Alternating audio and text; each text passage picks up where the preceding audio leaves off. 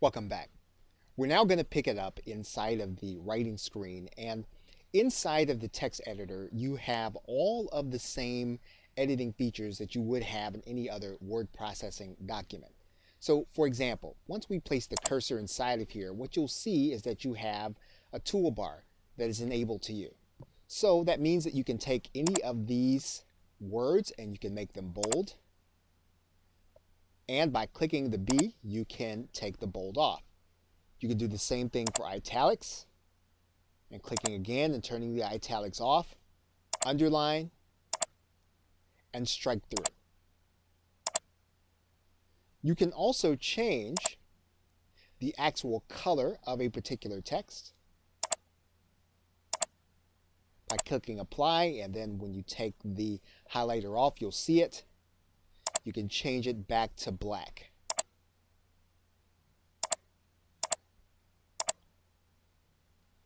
You can actually highlight a background. So for example, we could take this text and we can actually put a yellow background there. And you'll see that there is a background. We can take that background right back off and click apply. So you have all of the same text features that you would have inside of any word processing document. You can also bullet point, and you can take the bullet point off. Now you'll notice that didn't go back exactly the way you wanted it to, so you may have to do some editing.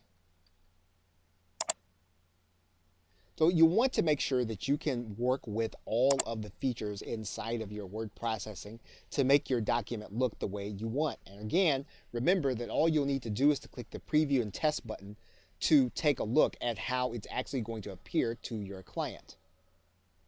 Now, Aweber will allow you some drag and drop features inside of your newsletter. So what you could do is you can use any of the features that you see on the left-hand side menu by dragging and dropping. So for example, we can drag and drop a headline in here. And we can write that headline in. And we can take that box right back out. Now, one thing that you may be doing is you may be adding an image, and you can actually do that by writing in and dragging and dropping the image inside of the editor. And you can take the editor back out. You can drag and drop a video into your box. And what you'll notice when you actually set up the settings for this video, we do that by clicking inside of the video. We can actually put a video URL inside of here, and we can actually have the thumbnail to appear. So let's do that right now. We can write in the title, and then we can even determine the destination URL for the video.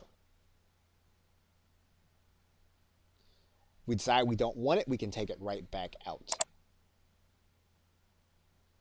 We can add in a button or a button code. And of course, if we click on top of the button, then we can actually send people based on them clicking that button to the page that we want them to go. And we can take that button right back out. We can add in our social media contact, Facebook and Twitter. And by clicking on Facebook and or Twitter, we can actually customize where we want those links to go. We can add in a product link, and this is much the same as a buy button. So we can actually edit the image. We can add an image, and then we can have it linked. We can have our button, which will send people to a page. So we have total customization over this particular product image.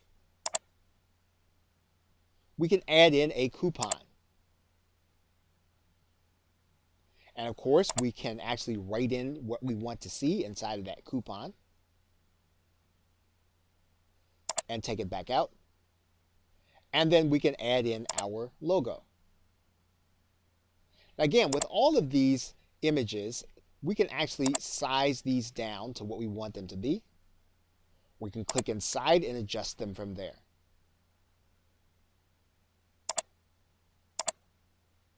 Of course, we can add in our signature. In this case, we would add that here at the bottom.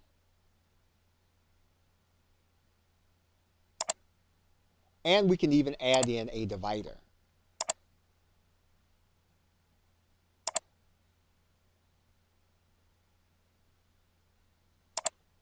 Lastly, we can add in share buttons. We can do that, put that at the bottom of our email. And this will give people the opportunity to share the content on their social media. Finally, if you do something and you don't like the way it looks, you can always go and do the undo button or use the redo button, which will take you back one step to where you actually started, and then you can have the text where you were. And of course, Aweber is auto-saving your information as you go. You can always go back to a previous version at a particular time. But the best way to do that, if you can, is to use the undo and or redo buttons. Okay, so with that, thanks, and I will see you in another video.